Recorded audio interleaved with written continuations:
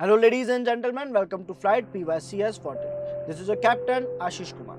आज हम the world of Python में जाएंगे एक नए डेस्टिनेशन की ओर, कंडीशनल स्टेटमेंट. और आज के इस सफर में हम इफ, एल्स और एलिफ के कंसेप्ट्स को डिटेल में समझेंगे एंड देखेंगे कि किस तरीके से ये डिसीजन मेकिंग के कंसेप्ट्स हम अपने प्रोग्राम्स में, हम अपने कोड्स में ऐड करें. तो अपनी कुर्सी की पेटी बांध लीजिए और आइए स्टार्ट करते हैं हमारे पाइथन के अंदर कंडीशनल स्टेटमेंट्स के कंसेप्ट्स को.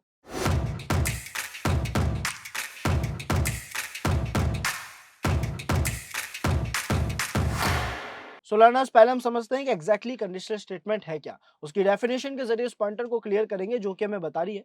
Conditional statements let programs decide which actions to take based on specific conditions. यानी कुछ पर्टिकुलर कंडीशंस के बिहाफ पे एक प्रोग्राम को क्या क्या एक्शंस लेने चाहिए, ये हमारे कंडीशनल स्टेटमेंट्स बताते हैं. जिसको परफॉर्म करने के लिए हम यूज लेते हैं इफ स्टेटमेंट्स का, एल्स स्टेटमेंट्स का, एलिफ स्टेटमेंट्स का और नेस्टेड कंडीशनल्स का. ये चारों हमें क्या समझा रहे हैं, इन चारों में क्या डिफरेंस है, कैसे वर्क कर रहे हैं, इन्हें स्टेप बाय स्टेप परफॉर्म करने की कोशिश करते हैं और समझते हैं. तो सबसे पहले हम इफ को समझना चाहेंगे, इफ की वर्किंग, उसके सिंटैक्स को देखना चाहेंगे.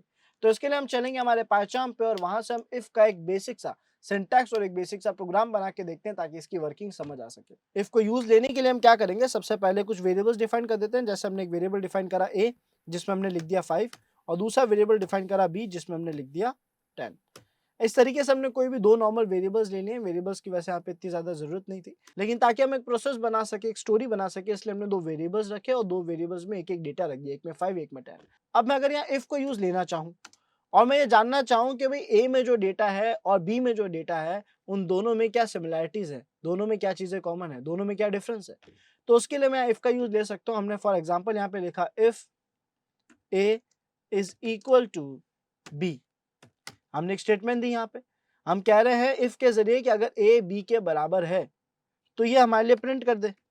और आप देखेंगे इंडेंटेशन जो है वो अपना आप हो रहा है. एंटर प्रेस करते ही इसने ऑटोमेटिकली मुझे इफ के अंदर जो है प्रिंट को स्टार्ट करा. तो हमने यहाँ पे लिखा print A is equal to B.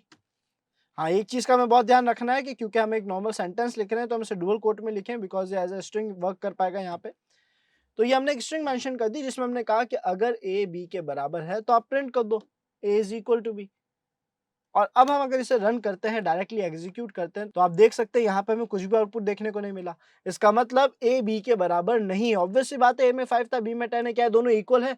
क्या 5 और 10 इक्वल है? नहीं. लेकिन सर अब यहाँ पे क्योंकि हमें कुछ भी देखने को नहीं मिला तो हम चाहते थे कि अगर ए बी के इक्वल नहीं है तो एटलीस्ट हमें बता दिया जाए कि ए बी के इक्वल नहीं है. तो यहाँ पे अब तक तो हमने केवल एक ही कंडीशन दी और उस एक कंडीशन के बिहाफ पे एक टास्क परफॉर्म कराया. लेकिन इन केस अगर ये कंडीशन फेल हो जाए, अगर ए बी के बराबर ना निकले, तो अभी कोई काम होना चाहिए. तो अभी हमें अपडेट मिलना चाहिए, हमें एक्नॉलेजमेंट मिलना चाहिए कि हाँ भाई ए बी के बराबर नहीं है. तो हम यहाँ पे जब केवल हमारे पास दो ही कंडीशंस होती है या हमें दो ही तरीकों से आउटपुट चाहिए होता है, कंडीशन के दो ही रिजल्ट चाहिए होते हैं कि या तो ये होगा तो ऐसा कर दो और नहीं होगा तो हमें बता दो, वहां पे हम यूज ले सकते हैं एल्स को. तो हमने यहाँ पे लिखा एल्स और इसके बाद हमने अपनी कंडीशन में जो भी परफॉर्म होना चाहिए था डायरेक्टली वो लिख दिया. यानी हमें कंडीशन मेंशन करने की जरूरत नहीं है. अगर ए बी के बराबर है तो प्रिंट होगा ए इज इक्वल टू बी. लेकिन अगर नहीं है तो डायरेक्टली हमारा एल्स वाला पार्ट एग्जीक्यूट होगा. अगर पहली कंडीशन सही होती है तो वो वर्क करेगी, अगर नहीं होती है तो कुछ भी हो, हमारा जो सेकंड एल्स वाला पार्ट है वो अपना आप ऑपरेट हो जाएगा, वो अपना आप रन हो जाएगा. तो हमने यहाँ पे लिख दिया print A is not equal to B. और यहाँ पे अब इसे प्रिंट करके देखते हैं कि क्या आउटपुट आ रहा है. इसे रन करके देखते हैं. तो आप देख सकते हैं बोल रहा है A is not equal to B. A B के बराबर नहीं है. अगर पहली कंडीशन ट्रू नहीं हो रही है तो किसी भी केस में, चाहे ए बी से बड़ा हो, छोटा हो, चाहे उसकी कोई भी तरीके के रेफरेंसेस यहाँ पे काम आ रहे हो, लेकिन वो एक ही चीज प्रिंट करेगा. अगर पहली कंडीशन सही नहीं होती है तो वो बोल देगा A is not equal to B. तो ये था हमारा इफ और एल्स. लेकिन कई बार ऐसा होता है कि सर हम मल्टीपल कंडीशंस देना चाहते हैं, हमारी कंडीशन एक से ज्यादा होती है. हो सकता है ए बी के बराबर हो सकता है ए बी से छोटा हो, या हो सकता है ए बी से बड़ा हो. मुझे इन सारी कंडीशंस के रेफरेंस चाहिए, मुझे इन सारी कंडीशंस के आउटपुट चाहिए.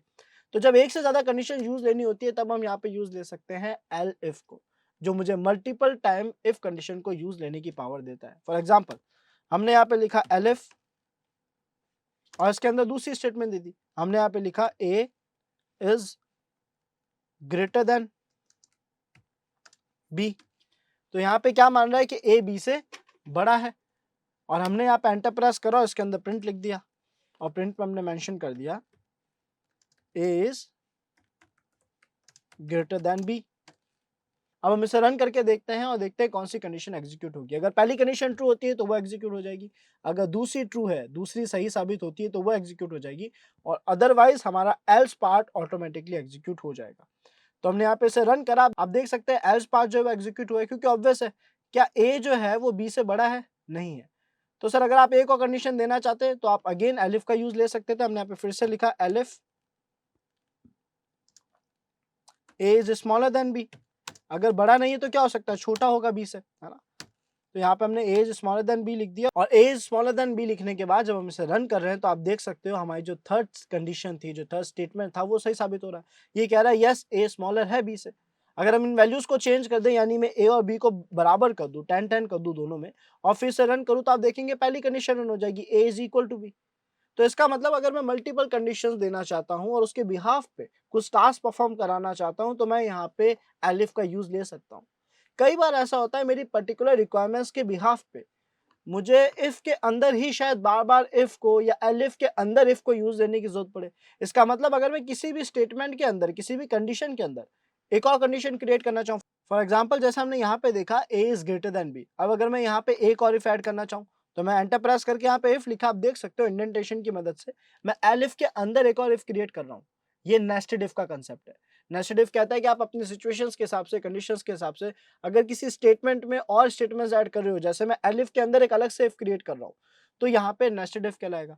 अब इफ में मैं हो सकता है ये कह दूं, फॉर एग्जांपल हमने यहाँ पे देखा क्या ए बी से बड़ा है, अगर बड़ा है तो स्टेटमेंट को चेक कर रहा है, तो मैं इसमें आगे कुछ और फंक्शंस डाल सकता हूँ। मैं एक बार फिर से फिलहाल चेक कर लेता हूँ कि क्या ए सही में बी से बड़ा है ना। वैसे ऐसा है नहीं, हम जो चाहे स्टेटमेंट दे सकते हैं, बट अभी मैं इफ के अंदर इफ क्रिएट करना आपको सिखा रहा हूँ कि किसी भी रीजन से अगर हम ऐसा करते, वैसे स्टेटमेंट कोई सेंस क्रिएट कर नहीं रहा है, लेकिन अगर हम ऐसा करना चाहें तो इसे हम नेस्टेड इफ कहते हैं। मैंने यहाँ पे फिर से प्रिंट लिखा और प्रिंट के अंदर मेंशन कर दिया ए इज ग्रेटर, और इसको डुअल कोट्स में लिख देते हैं। अब अगर हम इसे रन करते हैं तो अगर ए बी से बड़ा होता, ए को बड़ा कर देते हैं बी से, अगर हम ए को 11 कर दें या 14 कर दें, तो आप देखोगे कि भाई इसने 2 बार प्रिंट करा है। इसका मतलब उस कंडीशन के अंदर फिर से इफ में फिर से गया और फिर चेक करा और आगे कोई टास्क करा। यानी जब हम एक कंडीशन में, एक स्टेटमेंट में मल्टीपल स्टेटमेंट्स देते हैं तो उसे हम नेस्टेड इफ कहेंगे। सो लर्नर्स, आई होप आप लोग इस वीडियो को एंजॉय कर रहे होंगे। एंड लर्नर्स, अगर आप लोगों के लिए साइबर सिक्योरिटी एक पैशन है, आप साइबर सिक्योरिटी के कंटेंट को डिटेल्ड में प्रैक्टिकल लेवल पे मेंटर की गाइडेंस के साथ सीखना चाहते हो लाइव जूम क्लासेस के जरिए, तो आप लोगों को मिल रहा है WSCH WSCube का सर्टिफाइड एथिकल हैकिंग का बैच, जिसके अंदर आप लोगों को मिलेंगे 12+ असाइनमेंट्स, 3 मेजर प्रोजेक्ट्स, जो कि आपकी ओवरऑल स्किल्स को पॉलिश करने में बहुत मदद करेगा। और इसी के साथ साथ हर एक मॉड्यूल के चीट शीट्स, नोट्स जैसी काफ़ी सारी चीज़ें आपको मिलेगी जो आपके स्किल्स को बेटर लेवल पे इंप्रूव करेगी। सो लर्नर्स, अगर आप लोग साइबर सिक्योरिटी में अपना करियर सिक्योर करना चाहते हैं, then don't waste your time, just grab this opportunity now. नीचे डिस्क्रिप्शन में आप सभी को फॉर्म लिंक मिलेगा, जिसे फिल करके आप आज ही इनरोल कर सकते हो अपने इस फेवरेट कोर्स में। So see you in next flight, till then this is your captain Ashish Kumar signing of.